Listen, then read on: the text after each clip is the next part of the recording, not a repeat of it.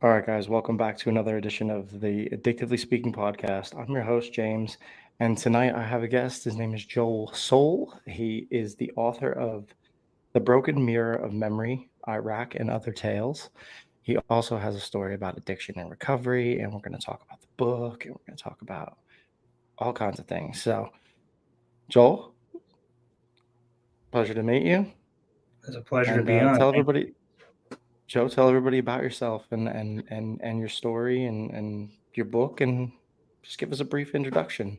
Well, I went to Iraq in 2008, came home in 2009, and was pretty messed up with PTSD related issues. And I Mm. started drinking very heavily, um, like extremely heavily. And I didn't really get sober until I moved out to Washington. And even then, I wasn't clean. I was still on the what do the old timers call it in AA, the marijuana maintenance program. Oh, So I was on the marijuana maintenance program for a long time and just applied the tools I've learned from the Alcoholics Anonymous program to marijuana and have decided to get clean and off weed. And that was a few weeks ago, and it's been rough going. So if you're out there struggling, just know you're not the only one struggling, because I'm definitely struggling too. So um, so you went to Iraq. That's yeah, got to be just, I mean, I imagine it's just, you can't even really comprehend what that's like to go into a place where there's war. And um, so you're struggling with PTSD. You've been yeah. diagnosed, you went to a doctor. Oh yeah, yeah, yep. Did they recommend any treatments or anything that you They could do? therapy and medication is what they, you know, is what they recommended. So I'm following that advice, and it's been Right. going pretty good. Really, the most therapeutic thing that I did was write the book and get all the memories, all the stuff out of me, and get it down on paper, and just try to share it with the world, so that hopefully we can have less wars in the future. I think that would be a good thing. I'd like Yeah. that. So um, that's that's really one of the goals of the book, is kind of promoting peace, and it also talks a lot about the AA program, because Hmm. I was in AA while I was writing it. I'm still in AA, and Hmm. I just joined Marijuana Anonymous because, and some people will chuckle at that, but that's okay. It's when you get up and you smoke first thing in the morning and you smoke all day, you kind of need a program. So Yeah, I was in a absolutely. program for that, and I'm just working with a sponsor now and starting out on that journey. So that's been So new. that's relatively new then. Yeah, The yeah, Marijuana's Anonymous, yeah. yeah. It's Um, real. so with the drinking, so you drank, I imagine you drank prior to going to Iraq. No, Yeah, you didn't. nope, You weren't a drinker before. no, nope. Really? Oh Yep. wow. Okay. I was against drinking. So I was against drugs. I was against all of it. When I came home from Iraq, I was so screwed up that I tried to drink the dead people back to life, and I tried to drink myself to death. yeah, And wow. the only thing that trying to drink the dead back to life is going to do is just drink you to death. So I had to stop. Yeah, geez. That's got to be quite an overwhelming thing to have reoccurring in your memory is seeing the people, the dead people, and the carnage that war causes.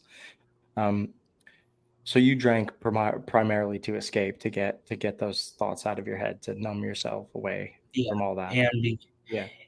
and because I thought that I deserve self abuse for surviving. Really, is Right. the big is that I felt that I deserve some kind of self abuse. So um, there's a lot of self loathing, self hatred there that I'm dealing with through the program that you know I wouldn't really get elsewhere.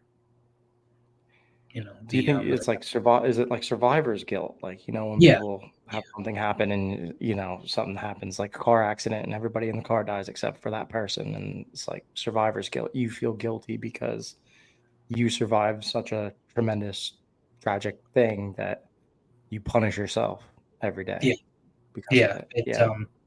we our base lost 10 soldiers while I was there, 3 in a rocket attack, 7 in a helicopter crash. And there was one attack where 3 of our soldiers were buried, and I helped look for them during an active rocket attack and tried to help dig them out, but I was pulled away. And because there were too many people in the, in the zone of impact, and there were Yeah. still incoming, so we didn't, we figured they Couldn't were do going to anything. target the same location again because they already had it dialed in. So I was pulled out of that, and there was a lot of fire, a lot of screaming, a lot of shit like that. And let my dog in here. And it really messed me up. So after that, I ended up volunteering for convoy duty. I think I was just looking for an adrenaline rush, and it wasn't something that was required for my job, but it's something that I did anyway. And after I got home and there was no more adrenaline to be had, I turned to drinking, turned to drugs, turned to all that stuff to try to maybe recreate that adrenaline. It was definitely, there's three things that a lot of veterans deal with, and 2 are pretty well known and 1 is not. So 1 is survivor's guilt, 1 is post-traumatic stress disorder, and 1 is Yeah. moral injury. Okay. Now, moral injury is you feel you violated your own code of ethics by doing something in the military, something in a war zone that you would be punished for doing in the civilian world. Right. Okay. So I have a bit of all 3. Okay. And so it's difficult to stay sober and clean, but it's something that I'm trying to do.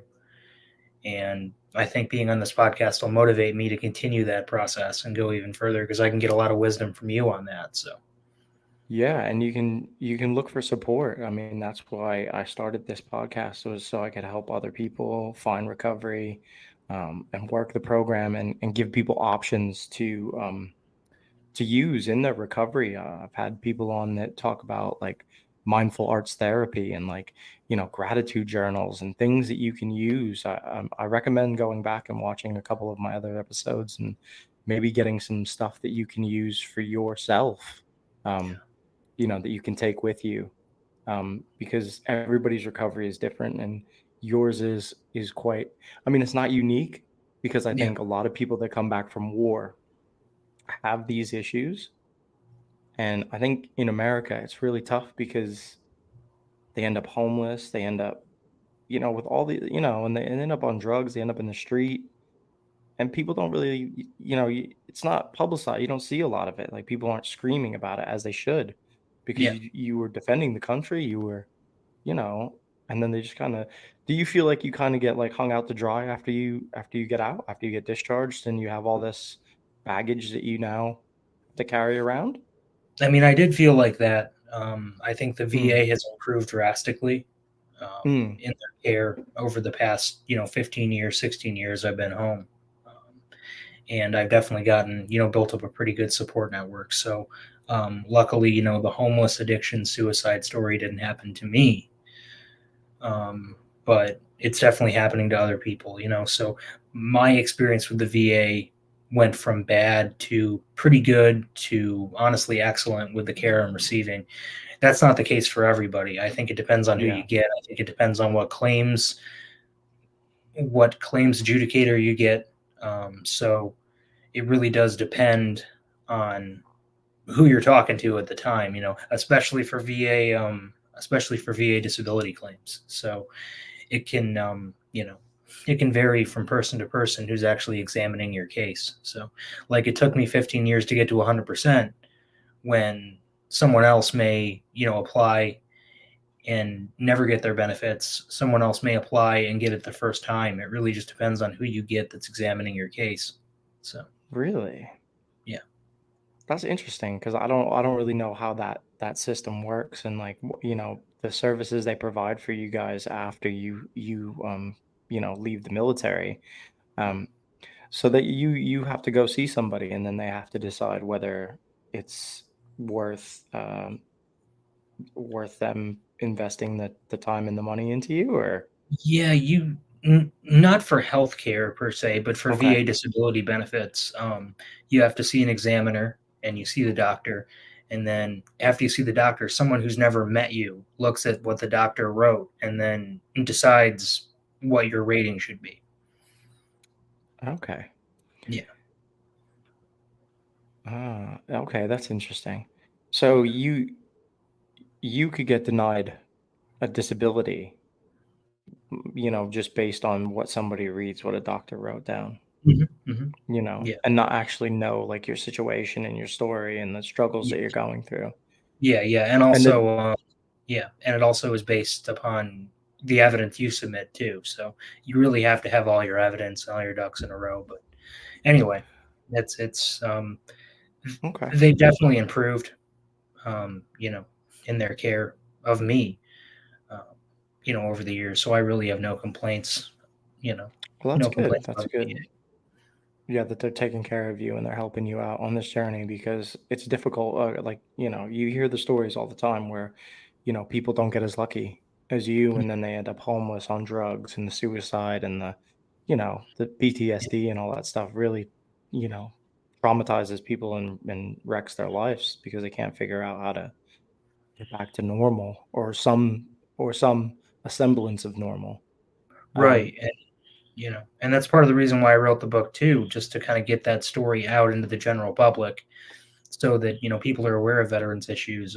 I will say that I'm not making money off the book. It is selling right now at at the cost of printing, so it's selling at printing cost right now. I'm not making any money off it. This is all sort of a volunteer thing for me, just to put the story out into the world. So um, it's uh, it's that's really cool. I make enough There's money. This is just kind of my hobby to promote this book, and I really hope people might go out and check it out just because I think it'd be neat to have my story out there. I'd like to have it in the UK, for instance. Yeah, well, I mean, hopefully this I will always go generate some backwards when I buzz. gesture to someone on a podcast. I go, "Ugh." Yeah.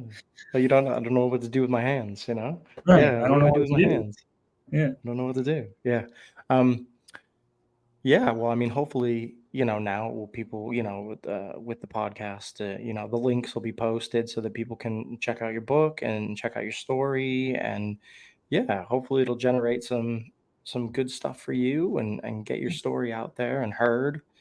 Um, and with the video on the podcast so get you seen and out there. Um so you were drinking quite heavy. How long of a period of time was that I from when you got drank. back? I drank really heavy for 10 years, like extremely heavy. Like I Mm, was drinking, 5 Long Islands and doing, yeah, 7 shots, and yeah, been I there, mean, been there. it was really really bad. Yeah. I could drink almost anyone under the table, puke, and keep drinking. I mean, it was bad, and Wow. I had $30,000 or $35,000 when I came back from Iraq. It got spent within like probably a year on just Boy. drinking and drinking and drinking and drinking and drinking, and you're not taking care of yourself, so you're eating a lot of takeout and you're just kind of spiraling into this darkness, really. And yeah, I didn't actually join the AA program until I got out here to Washington. But Mm, it got so bad that I think I did damage to my liver in such a way that I could no longer drink like I used to, but I could mm. drink less and get drunk, if that makes any sense. Right, your body, what is it? If you do some damage to it, it doesn't process alcohol at the same rate, so you end up That's getting right. drunk, don't you? Because your body can't get it out as fast as it used to, Right. or process it like it used to, so Yeah. you get I drunk mean, quicker. yeah. I mean, that was just my experience. Everybody's body's different, but I just found um, that I could no longer handle the level at which I was drinking, but it was still a problem. I was still hungover constantly. I was still sick constantly, and it was no longer fun. It was a compulsion. It was not something that was fun. So I went to the AA program right before COVID, actually. So, Oh, okay.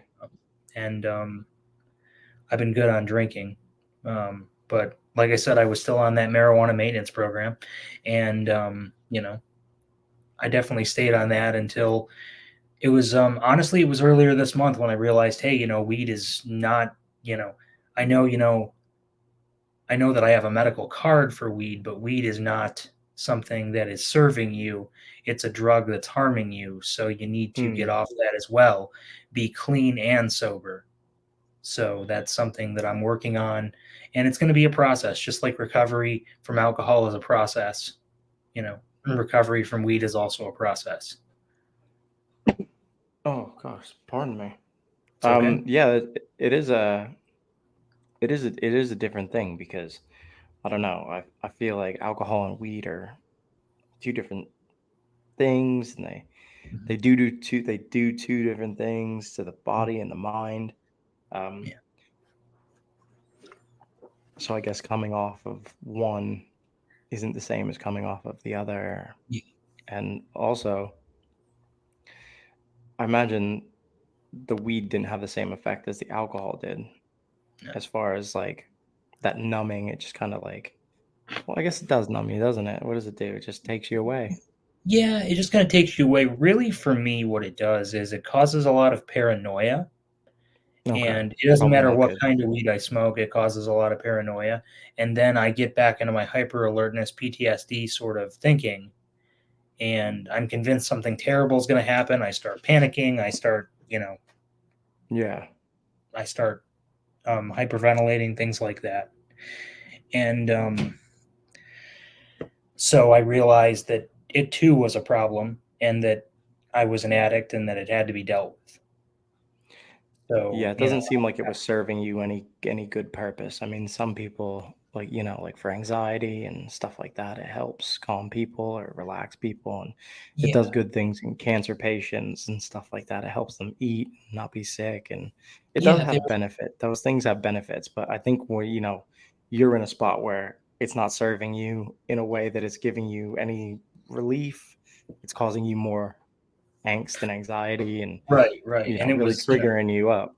right, and it got to a point where I was staying home and smoking all day every day, you know, showing up, stoned for things I had to do, things of that nature. So it was really better for me to just quit everything. And that's oddly enough, that's when I saw your podcast, addictively speaking. I'm like, hey, a podcast about recovery. What can a guy who's, like basically 2 weeks into actually being clean and actually being sober have to say to people who have been out there for 10 years? And I was like, oh no, I don't have a lot of time in this, so I mean, it's not about time in and, all that kind of stuff. I mean, it's about um, sharing your experience, telling your story, owning owning your shit, right? You're making the changes that you need to be making. So, you can offer people that are, 1 foot in the door, 1 foot out the door, uh, a perspective, because they haven't committed yet. They haven't jumped, they haven't done it, you know? right.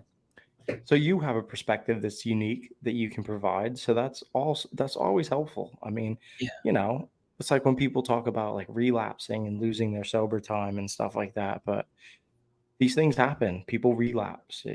It's part of recovery. It's not always, people don't always go, you know, 10, 12 years Right. and not have a hiccup.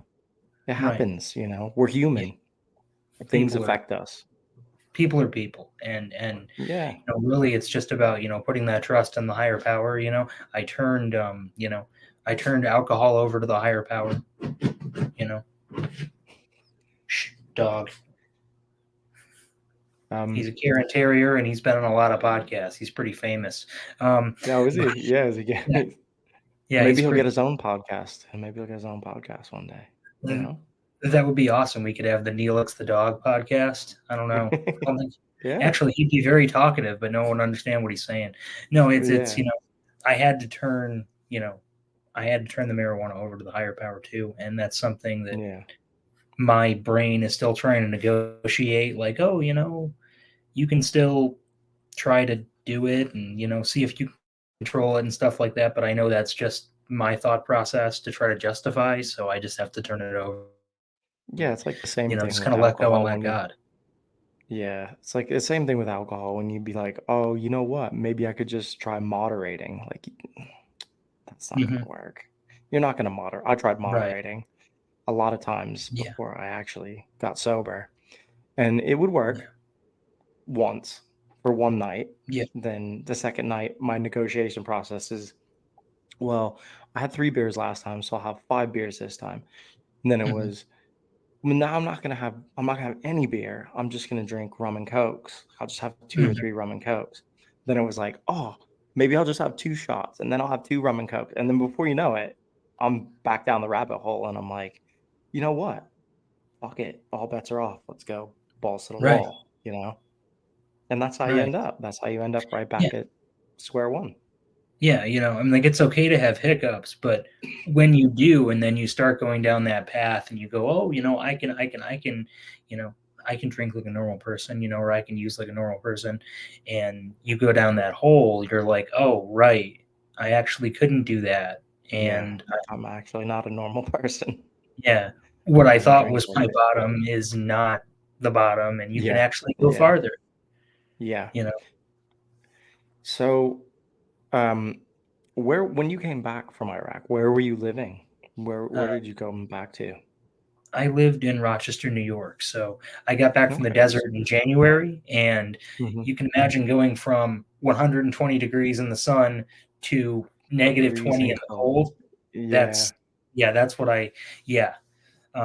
I had a thrift store coat that I bought that was really long and really warm, but it didn't help. I was so acclimated to the desert that I I mean, I couldn't believe how cold I was, It you know, probably took months grew up in that to get area, back.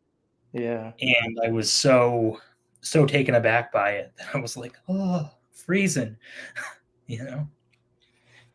So when you were drinking, were you with other people? Did you drink with like a group of people? Uh, I went to a lot of bars, so, you just have your solo by yourself? yeah, solo, and I'd go there and I'd get wasted, and you know, and I'd tell anyone that would listen about, you know, stuff that What happened, happened? and you Yeah. know, and some people cared, some people didn't, but Yeah. nobody cared enough who was in the drinking scene to say, "Hey, you're actually doing damage to yourself." Yeah, that's what was gonna be my next question. Yeah, Like the yeah, people that were around you, or there was nobody that was saying like, "Hey man, yeah. you might wanna, No, seek some no, help, or you might wanna uh get looked at." not in the bar scene. No, no. No. Did you have any friends or family that you were around, or that you were in contact with that saw the way your behaviors were and raised any red I had flags or some. said anything to you? Yeah, I had some friends at the coffee shop that I went to that were like, "Yeah, you should really get into an AA meeting." But I was so angry. I was so against God at that time.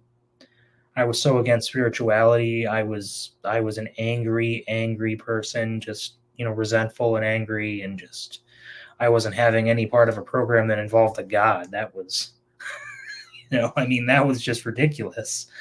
So I kind of used that as an excuse to shut it off. But um, yeah, I was not having any of that stuff at that point. Or what made you leave New York and move out to Seattle? We needed a change. Me and my fiance, we needed a change. We wanted to get away from the winter, and Hmm. you know, really, it only rains out here, so it is quite the improvement from 6 foot of snow to a bit of drizzle is quite the Hmm. improvement. So we'll take it. And initially, we went out here to get into the weed business. Actually, we wanted to get a license to grow weed and all that stuff because they had just Okay. legalized it. So really, we drove out there for weed.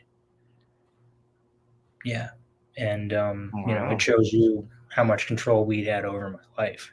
You know, Yeah. yeah, Making decisions based on marijuana and where it right, was and right, what you were gonna do. Yeah, I will Um, say it was still the best decision of my life. I mean, there are benefits out here, there are things out here, there are people out here that I've met, things I've done, things I've experienced. The way my life has gone, I would still move out here. It just wouldn't be for weed. so how long after you moved there did you decide that you were going to try sobriety from alcohol? That would have been another 6 years of drinking. So that would have been from Wow. 2014 to 2019. So, And you've had a fiance this whole time, or oh yeah, yeah, yeah. We met really? in 2009, and we've been together ever since 2009. So, Did she ever want you to get help? yeah, and I didn't do it. That Did it was, cause did it cause friction in your relationship because a little bit, you yeah, refused? Yeah. yeah, quite a bit. But we got through it, and I'm lucky in that, you know, in that aspect. Again, there's just, there's so many blessings and so much luck. You know, it's hard to chalk it up to one or the other, but Yeah. I'm lucky I survived. I'm lucky I wasn't killed. I'm lucky that I got home. I'm lucky that I didn't kill myself with drinking. I'm lucky that, I didn't kill myself driving drunk. There's just, there's so many things, you know. I'm more lucky I didn't hurt Yeah. anybody else. Yeah. That's what I always think. Like, I'm really grateful that I never, like, hurt somebody in a car accident or, had a terrible, drinking driving accident. Like, I'm lucky that I Mhm. never did that. I Yeah. did get like a DUI and I did, you know, end up smashing up my car a couple times, but it was just me in the car. Um, Yeah. but yeah, luckily enough, I never that happened. Yeah. But that's the thing, like you just never know. You just never know, especially when Yeah. you're out drinking like that. Yeah. I Anything don't could know. I don't know happen. how I avoided a DUI. I really don't. I I have no idea. I just have no idea how I did it, but I did it. So, and now I'm focusing on just accepting the powerlessness part, Mm, and just working through the first three steps through the Marijuana Anonymous program. Um, and I'd encourage anyone listening who does have a problem with marijuana. I mean that program is there. They have meetings. They're just like AA, but they just focus on marijuana, and they can help you, and they will help you. They'll be happy to help you. So I'd encourage anyone to check that out, especially if you feel like Narcotics Anonymous isn't for you. I mean, it's definitely for some folks, but it definitely wasn't for me. So mm, um, I kind of feel like I needed something tailored to marijuana. So right. Um, were you hesitant when you got involved in AA when you first stopped drinking? no, because I met my then sponsor, and we were good friends for a long time. He since Hmm. moved away, but it was time, and he told me it was time, and he'd already been in the program for like 10 years, so it was time, and so I wasn't hesitant at all at that point. I was just done doing it, done being sick, things of that nature. What are some of the benefits you found in your recovery so far?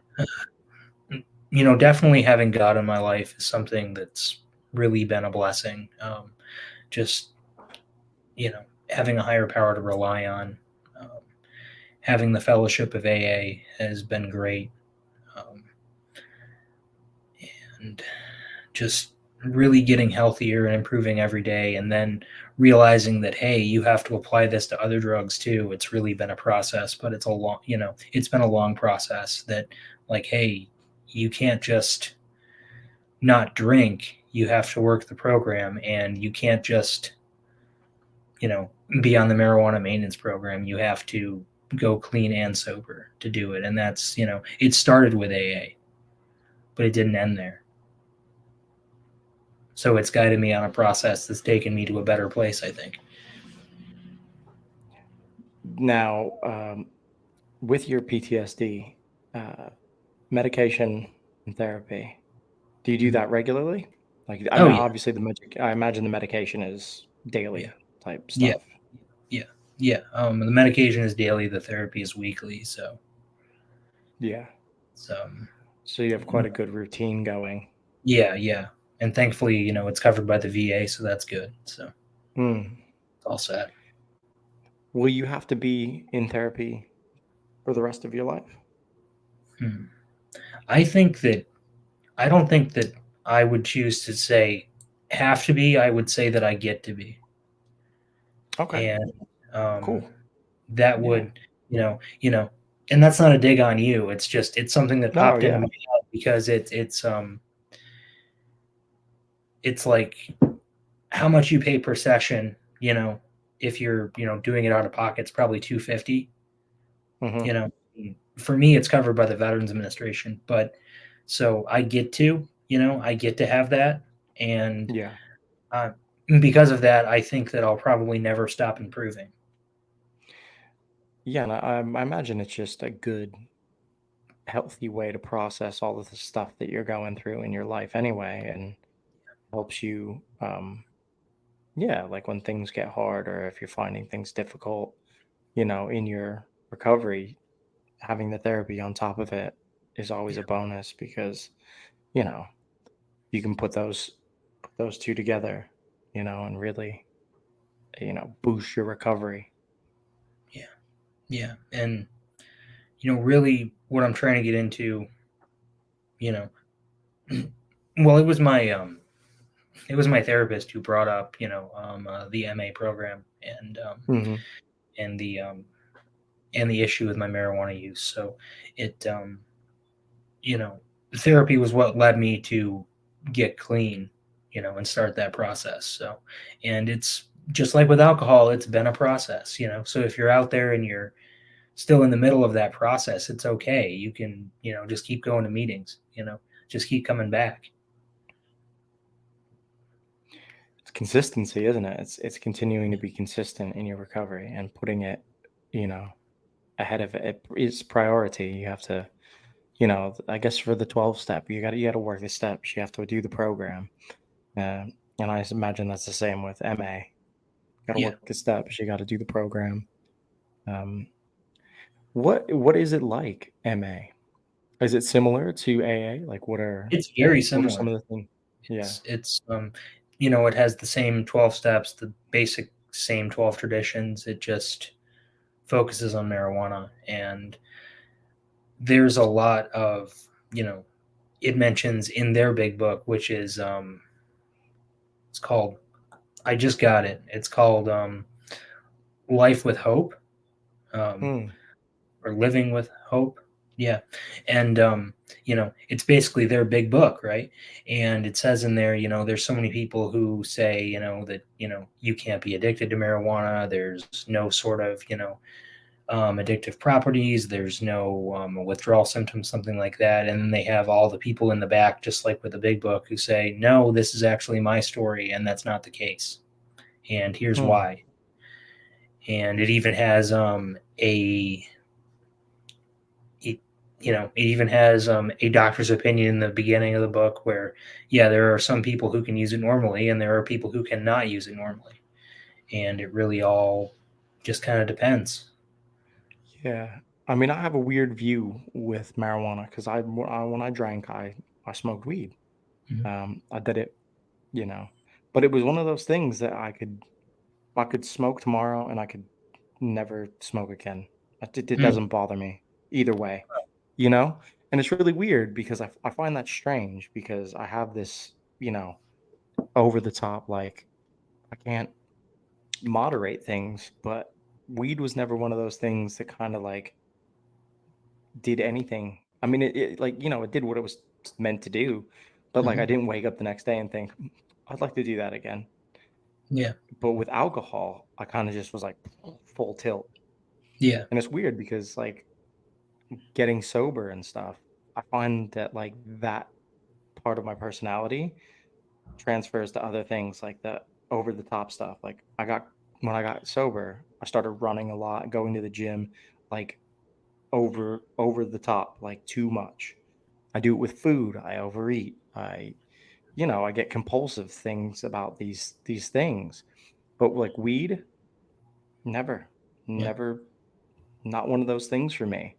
So that's why I Hmm. kind of have like this weird thing with it. And then when I hear people like, telling like you having telling your story, I think, wow, some people probably do. They must suffer with it. There must be people that, just can't manage it, or it becomes something that takes over their life.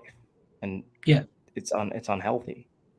And like you know, I want to smoke right now. Yeah. Just I want to do it right now. And if I do, I won't be able to leave the house. I won't be able to get into a decent gym routine. I won't be able to go, over to the Zen Center and do my meditation. I won't be able to do anything because, Yeah. I've gotten into a stone driving accident before. Luckily, it took too long for the police to show up, and it took hours and hours and hours and hours and hours, hours. And that was probably, that was, I mean, hell, that was 15 years ago or more. So we just exchanged insurance information and left. But it was, it's like I want to do it right now, and I won't be at peace until I smoke, or I talk to my higher power. It's like it's an irresistible urge, and I can't control Mm. it. Yeah. It becomes So, compulsion. It you becomes know, something it's in your just like, something in yeah, it's just like, just don't take that first drink, just don't take that first hit kind of thing, yeah, you know. because it can get out of control real quick. Yeah. Um, so how long did it take you to write the book? The book took me 10 years to write, and then another few years to edit and then send to an editor and get it perfected. Um, Okay. and it has a lot of poetry in there about addiction. It has a lot of stories about. So I actually, in part of the book, I actually placed the hero Odysseus, from the Greek, legends Iliad and the Odyssey. Yeah. I Okay. placed Hmm.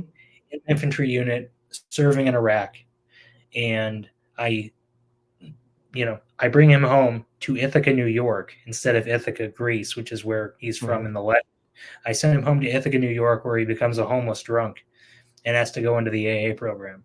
And I wrote that when I first started going to AA meetings, and I added that in there, and it was really cool to write. And that's just a little section of the book, but it was pretty cool. It was pretty fun to write. So Did you have any writing experience before taking this no, on, like, or deciding that I you was wanted to write it? yep. I just knew that I wanted to write it, and I knew that I wanted to share the story. Hmm. But I didn't, I hadn't written a book before, obviously. I'd written in school and stuff like that, but Yeah. I hadn't, it's not like I had, like a creative writing master's or something. So it was definitely a process. I ended up getting um, a degree in writing from the Evergreen State College out here in the Olympia area. Okay. And um, after that, I finished it.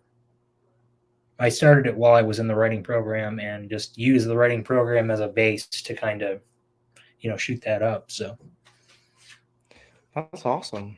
I mean, I think that's really cool. Like, I've had a couple authors on now.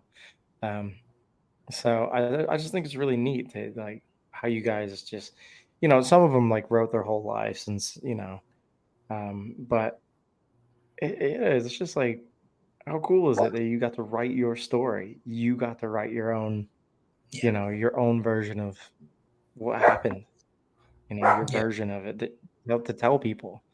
I think that's really cool. And I think it's a really neat thing that you did that, um, hopefully it helps people, inspires people. It changes the way people view veterans that have been to war and stuff like that. And it gives them, a different view and perspective on that. yeah.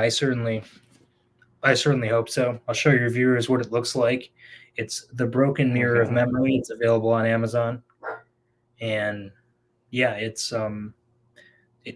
it's my life's work, and right now it's selling at cost. So I'd encourage anyone to pick it up, and just check it out. You might get something out of it. It may be, a great. And it makes a wonderful fire starter in the wintertime too. You can just slide it in there. You know, it lights right up. Okay. So think of the utility as well. Not Right. just It's it's not just for reading, guys. You can, right, if you ever get trapped, you could burn it. right. Yeah. There's so many uses for it, but I would Right. definitely It recommend can read help you before. prop up a table. It can prop up a table. You can use it Yeah, yeah, to level yeah. out a table. Yeah. You could use it to level out a chair. I mean, there's so many uses for Yeah. it, but Use it. I mean, you could read it. You could read it. yeah, That's probably you the thing certainly that we could. should be pushing. Yeah. Yeah, I Give would, it a I would read. give it a read first, and then Give it use a it read. for what you want to.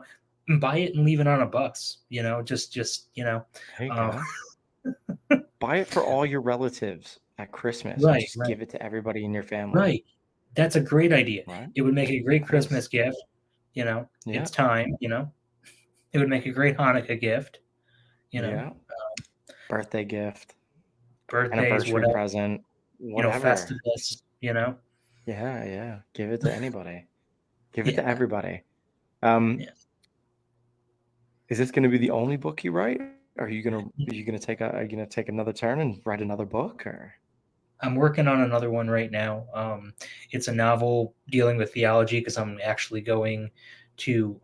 I'm looking into Master's of Divinity programs right now to try to Okay. become a pastor. So I'm looking into Master of Divinity programs, and I'm writing a book about theology. It's based upon Dostoevsky's The Underground Man. Really good read. After you grab The Broken Mirror of Memory, definitely pick up The Underground Man. It's a really interesting book. But I'm basing it off of that sort of template, and it's going to be a philosophy, theology, and my work as a hospital chaplain. So it's going to be a pretty cool read, I think, once I get it out. And I don't have a good title for it. It's just called Novel One on my desktop. So it's it's going to be interesting to see what it becomes, because Yeah. when I started writing this one, I had no idea what it would become. Yeah. That's really cool, though. I mean, you did it. You wrote a book. You wrote a Yeah, book, man. I did it. I That's wrote a super book. cool. And you Now got if just sober. someone buy it, yeah, Yeah. I got sober and I wrote a book. Now if You got sober. now if someone would just buy it, that would be great. Well, the links will be attached to this video, and we'll promote it, and hopefully, people will buy it, Yeah, and you get some exposure, yeah, get to that'd share be your cool. story. Um, is there anything else you'd like to add before we wrap up the episode? Is there anything you got Uh, coming up, or is there anything you're doing in the future? Let the listeners no, know. no, I would say follow my YouTube channel War Dove. That's Okay. at War Dove for Peace on X. You can follow me on X at Joe Soel 2, JoeSoel 2. Yes, I do have the other Joe Soel account as well, but I don't have the login for it anymore. So I was like, so now I have to be number 2. So, but and yeah, and check out the Word of YouTube channel. I actually do my own podcast over there, and I'd love to have more subs and just kind of see where that project goes. Nice. Okay, cool. So before I end my episodes, I always like to ask my guests, and if they are in recovery, usually, what are 3 things that you need in your recovery? What are 3 things, like, some people have journaling or gratitude Right. journals, or like yoga or Pilates, whatever, like these things. Like I personally, I like to run and go to the gym and do physical activity. Yeah. What are 3 things that you need? I need writing, I need the gym, and I need to take long walks with my dog. You know, Nice. I mean, that's what I need. I need to not isolate myself. If you want a fourth thing, is I need to not isolate myself, because for me, isolation leads to using. So Yeah. Be out more, be around people. yeah, Yeah. Well, Joe, it's been an absolute pleasure having you on. Thank you for sharing your story. Thank you for talking about the book. Um, you know, keep us updated. Let me know how the novel's going. Let me know how the MA is going. I want to yeah, know how you're doing in your recovery, man. So keep yeah. in touch, and thank you for I coming will. on. Yeah, it's been my true honor. Thank you so much for having me. And I look forward to collaborating with you in the future. Thanks so much. Yeah, no problem.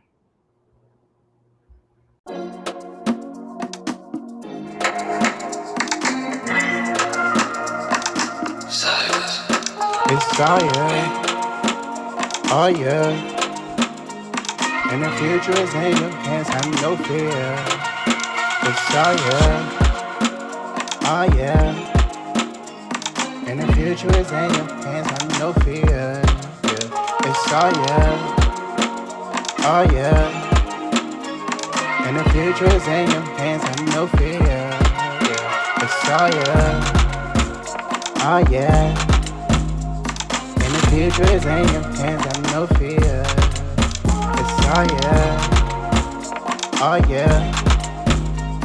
And the future is in your hands, have no fear. It's all yeah, oh yeah. And the future is in your hands, have no fear. Yeah. It's all yeah, oh yeah. And the future is in your hands, have no fear.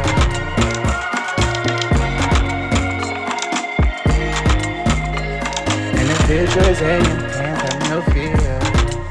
It's all yeah, oh yeah. And the future is in your hands, have no fear.